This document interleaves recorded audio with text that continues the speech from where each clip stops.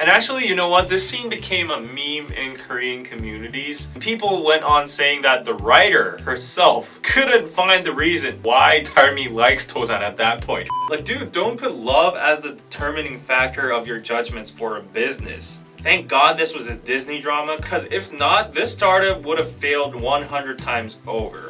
That is a red flag for me. And I know this is a drama and all, but if I was a woman, if I was a potential girlfriend of Nam Dosan, okay, let's talk about the drama startup. And to be honest, Kim Sun-ho, Han Ji-pyong. That's all that's left of this drama. A disclaimer, I advise people who have not watched the drama fully till the end, and also Team Nam Dosan, to be careful when watching this video because it contains a lot of spoilers and trigger warnings for Team Nam Dosan. Just wanted to let you guys know before I go into the review, but anyways, let me start with Kim Sun-ho. The actor Kim Sun-ho, who played the role Han Ji-pyong, is definitely the biggest beneficiary and success factor of this drama, period. Fight me if you think I'm wrong. Okay, so let's calm down a little bit and let me try to carefully go through some points of this drama. The start of this drama wasn't that bad, I have to admit. Actually, it was very refreshing, and it made me look forward to the further episodes so much. One of the reasons were the theme and subject of the drama, startup itself and coding. It was very relatable and new. As a business owner myself and a Korean in my 20s struggling to get a job, I have startup experiences, and basically YouTube is a startup itself too. So anyways, and immediately after seeing the first episodes of the show, I thought that this is going to be interesting, and I wanted to learn more about the startup processes in detail and the whole ecosystem. And second, one great thing about the drama itself was the actors. The lineup was just amazing. Suzy, Nam Joo-hyuk, Kim Sun-ho, the grandma, and all the class actors. However, despite that, none of my expectations were actually met at the end and the latter half of the drama, and I was specifically looking for stories such as growth, hardships, startups. But growth, hardships, startups, these three aspects got thrown out of the window by, let's say, episode 9 or 10. Somewhere near the latter half of the show. Until the initial build-up with the whole father story, the developing of Eunkyil, the app for blind people, Taiwanese grandma and all, winning the hackathon, getting tricked by Tusto. That was all pretty nice. The build-up was very nice. Until that, I enjoyed the show very much. But after that, all that was left was pure romance. Not only the romance between the members became like 90% of the drama, but also the startup and the hardship factors were just all wiped out with romanticism, with idealism. I felt like everything was just there at some point, like the solutions and all, especially after the 3 years point. Did we see actual real hardships that real startups experience in real life? Did we see any startup factors and in-depth details other than those subtitles that explain what a venture capital or hackathons and hack hire and machine learning is and some basic startup vocab? The drama just basically scrapes the surface of what startups are like and its vocabulary, and it almost feels like they're just trying to fit a random love story into a startup casting or frame. Maybe I'm demanding too much from a K-drama in the first place. I know K-dramas are mostly revolving around love and stuff, but yo, our standards are already high with Sky Castle and all, you know? And anyways, you gotta admit that most of the things that unravel or just happen or get solved is with pure luck. And they just recklessly take on a challenge on autonomous driving, and it just works. It magically works and they become successful. When was it so easy to become such a successful startup? I mean, of course it's a drama story of a successful startup itself, but I feel like a lot of the process and the hardships and the real details just got thrown out of the window. And actually, this is where the main problem with Han Ji-pyong occurs. Like, what is he there for? Like, why is he even there wasting his time giving all the valuable, realistic feedback and advice if it's all going to be neglected and denied and proven to be wrong with those magical Disney outcomes? I personally thought the role of Han Ji-pyong as a VC and advisor would be very crucial to the narrative of the drama in terms of the startup ecosystem and dynamics. However, he's just there to be constantly denied and made fun of by romanticism. His true concerns and words are often nullified by words such as Dosan saying things such as, oh, let's start a sale without a map, let's go on an adventure. And sometimes Ji-pyong is even painted as like a devilish figure with a cold-hearted soul that killed Yongsan's brother with his realistic advice. And that scene, like, dude, he didn't even say anything wrong. I'm sorry, but he literally pointed out the problems of your business. Those were legit, valid points. He pointed out the industrial shift and the future. It was kind of like a fact assault, but the dude like that committed suicide, I'm sorry, but I feel like Ji-pyong is not at fault there. Like, that was kind of an overreaction. But yeah, I'm not trying to downplay the stress and the severity of committing suicide and all, but anyways, like, objectively, I just feel like Ji-pyong gave constructive, valid advice and feedback. And obviously this point becomes a grudge in Yongsan's heart, and eventually Yongsan trolls by not letting the team call Tarmi during the fraud contract with Tusto. And then after Dosan and Tarmi, including the team, learns that they've been tricked into an act hire despite Ji-pyong warning them, trying to warn them, and he should have all the right to be mad too, because he,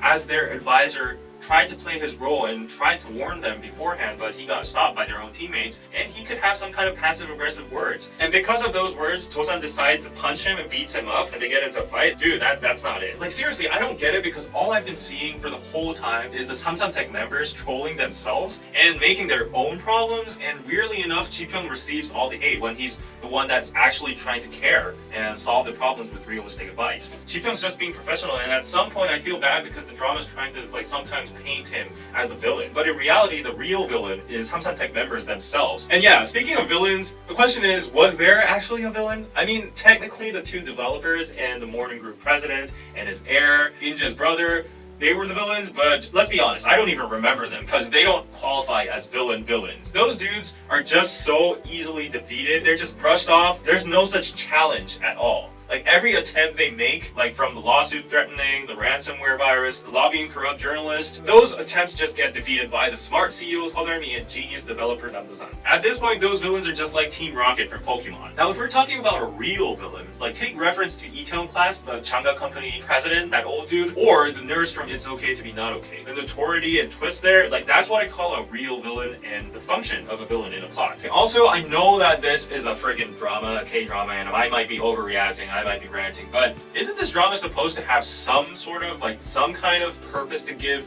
hope and courage to the youth that is in the startup business and based on some realistic facts and obstacles or challenges? I feel like the startup K-drama is just feeding delusional scenarios, showing the gain of success like an instant with a reckless mindset and a magical Disney drama turnout. It fantasizes the startup process too much. Success is seen so easily, obstacles and challenges are defeated so easily. Like, I've heard some statistics from real startup experts that the success rate of startups are like 3%. 3% make it up there with painstaking overnight efforts and obstacles, but I feel like that's somehow watered down in this drama. Okay, I know it's a K-drama again, what do I expect? But yeah, it would have been better if there was a little bit more detail and ties to reality. Okay, too much on the plot, too much hate maybe, but we can't ignore the love line and the romance factor because it was so big. Like so big, not in a positive term. Like, let's talk about it. Actually, before the romance, we do need to talk about the letters because we need to acknowledge that the letters are actually the whole starting point of the love line. And I actually thought the whole letter situation from Ji-Pyeong's past, him as an imposter of this fictional character called Dosan, was pretty interesting. As I said, I really enjoyed the drama until like EP 10 or 12. But anyways, the letter story and situation was pretty clever, and I loved how that was made into a misunderstanding and how the real Dosan and Tarmi get to meet because of that as a medium. But despite that, one important thing here is initially Tarmi refuses many potential dates and men because she has high standards, but also she has that nostalgia and feeling towards the figure called Dosan because of the letters. And we can see that through her initial reaction. Tarmi is fond towards Dosan initially because of his touching letters and the made-up character that actually temporarily but verifies the context of the letters. Nevertheless, we all know that the letters, the character, the personality, the wealth even, is actually Han Ji-Pyeong's. Dosan himself feels so insecure because all that he is like pretending to be is truly Ji-Pyeong's, and all he has is his big hands. And okay, I have no problem up to that point. Even after the reveal and the confusion Tarmi experiences, everything seems very natural and plausible. But when the drama proceeds into the latter half, the point after where 3 years has passed, and apparently Ji-Pyeong has been at Tarmi's side, he's been constantly helping her. Even after confessing his true feelings towards her, he goes over to her house and helps grandma constantly. They make food together, they play cards and like laugh, etc. on and on. And then suddenly Dosan comes in for a single vacation. All of that context, all of those 3 years of Ji-Pyeong being at Tarmi's side is thrown out of the window all of a sudden, and she runs for Dosan. And at the end, the reason for that is just because it's you. She says like there's no reason in liking a person, it's because it's you, like just because. Big eye roll there because first of all, you started your emotions with the letters and the personality and the success, like maybe a little bit of success, but yeah, you wanted to show off to your sister. And aside of that, Dosan maybe had his big hands and there was like a little kiss and all, but that was it. And now after 3 years, you're telling me it's just because it's you? That reasoning, that line, that moment, that scene just threw me off so hard. I mean, I get it. If you think about it, it's maybe even hyper reality. However much a dude tries his best and tries to be nice to you and all, at the end, I've experienced myself too that girls like people that they're into. for no reason, or like they don't even know the reason, or let's say looks or whatever. It's happened before. I've seen it a lot. Narrative wise, the answer, just because it's you, is actually the perfect answer for Dosan. Gets rid of all his insecurity and his inferiority complex. He's getting recognized solely for the fact that he is himself. So yeah, I get it. But still, my point is, did they really have to do Ji-Pyeong so dirty? At least state that you like Dosan because of some better reasons. I don't know, like because he's handsome, he's a coding genius, or oh, he's always supportive. There's so many good reasons. Apparently this scene threw off a lot of people, including myself. And actually, you know what? This scene became a meme in Korean communities. People went on saying that the writer herself couldn't find the reason why Tarmi likes Dosan at that point. She's writing the story, she's looking back and she can't find why Tarmi likes Dosan now. And then she has to like make this ambiguous answer like, oh, I just like you because you're you.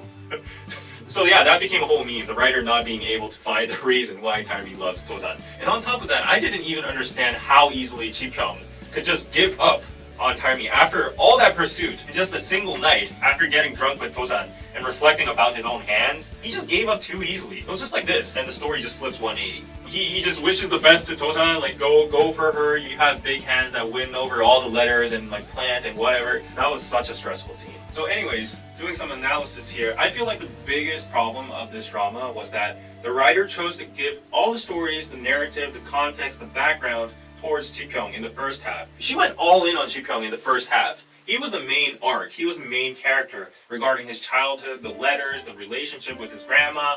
But weirdly enough, he becomes the sub-character in the love triangle, and the more he goes on, he becomes more miserable. He gets beaten up, he gets neglected, he becomes accused as a killer. Nobody listens to him. And to Team Namdosan, who doesn't understand why there was such a predominant Team Ji-Pyeong, like that was the reason. He was the center of the story and he got thrown under the bus and he was done dirty. Suddenly introduce a random Namdosan after they're adults, he shoves away that character. Like that doesn't make sense. Anyways, I think that was the biggest flaw, and that was why the viewers predominantly were hooked from the beginning to the end. Furthermore, I thought Namdosan was a very flawed and less attractive character. Like, no hate on a fictional character. That's just my assessment. Okay, leave aside his lack of sense of humor. We can justify that fact of him being like a stereotypical nerdy coding geek or whatever, but other than that, just look into his core personality. Dosan can be expressed as a naive, idealist, a romanticist with a reckless mindset. Of course he has the brains and coding skills, but other than that, his character is pretty annoying. From the beginning, he starts with an insecure image, with an inferiority complex towards Ji-Pyeong. And also, one of the major parts that threw me off from this drama, like, let's say number one part was like, oh, I like you just because. Number two, Dosan's violence. With those actions, we can see his recklessness again. Like when he smashes that nameplate in front of the morning group president and sabotages his own company, his impulsiveness blinds him from seeing what his actions would result in the future. Like, this is pretty much his behavior and thought process in everything. Even when Tarmi, Ji-Pyeong, Dosan are trapped inside that elevator, which is very artificial, Dosan has no plan at all, but he's like, oh, it's a long shot, but it's going to be an experience even if we fail, so let's just do it. Okay, that perspective might be right too, it's courageous, but dude, you literally have no backup plan, you have no plan at all. That's not called courage or ambition, it's called recklessness and impulsiveness. And I feel like he's just doing that to flatter Tarmi, just to blindly support her because that's what he promised to do. Like, dude, don't put love as the determining factor of your judgments for a business. Like, you have other employees and members. Thank God this was a Disney drama, because if not, this startup would have failed 100 times over. But yeah, back to the violence aspect. You remember Dosan also punches Ji-Pyeong after the Akhaner situation, and after he punches and fights with him, he's like, help us. What the fuck, dude? You just punched him first and beat the shit out of him, and you're like, help me? Like, what's going on in your mind? Like, I felt like he was in a puberty or something. His impulsiveness, his violence. That is a red flag for me. And I know this is a drama and all, but if I was a woman, if I was a potential girlfriend of Namdosan, that name card smashing and punching Ji-Pyeong and all, that would be a really big red flag. Even if it's a growth story, even if someone says like, oh, it's an imperfect being becoming more mature. After seeing that, I would not choose to become Namdosan's girlfriend because I know that that behavior could potentially come at me again in the future. Maybe I'm too deep into this imaginary world and applying it to realistic worlds. But anyways, just saying. Okay, that was a long rant, but anyways, what started as a unique, eye-catching drama just ended with romance only in Disneyland. Happily ever after, they get married. A successful startup, yeah. And I just can't get over the fact that it terminated the actual starting main character of the drama, Ji-Pyeong. And also, I felt like the drama didn't use other characters to their full extent, to their full potential, such as Inje, for example, Tarmi's sister. She has a very big role in plot-wise, but her existence was gone in the latter half. Like, she seldom appears. Yeah, my favorite characters other than Pyeong would be the comedic ones such as Cheolsan and Saha couple. They were fun. And Pyeong's assistant, Dongchan. They added so much fun to the drama. But on the other hand, Darmi and Dosan being the main characters of the drama, I feel like their characters were too flat. Like, they were less attractive. That's weird for a main character. The phenomenon that Kim Sun-ho, Han Ji-pyong, is becoming the biggest beneficiary popular after this drama just proves that, right? For me, Darmi and Dosan, they really had nothing interesting in their character. And as I mentioned before, the villains didn't even serve their purpose. And despite all of what I said, I think the drama had a decent wrap-up at the conclusion. But as I said, just decent. Okay. If we're talking about good conclusions, maybe we should refer to It's Okay to Be Not Okay's ending, because that was so wholesome and good. But I did watch start up till the end of the drama out of loyalty, even if I didn't really enjoy the latter half of the last few episodes. I would give it a 5 out of 10 just for the first half and Ji-pyong's character. Or maybe an extra 0.5 for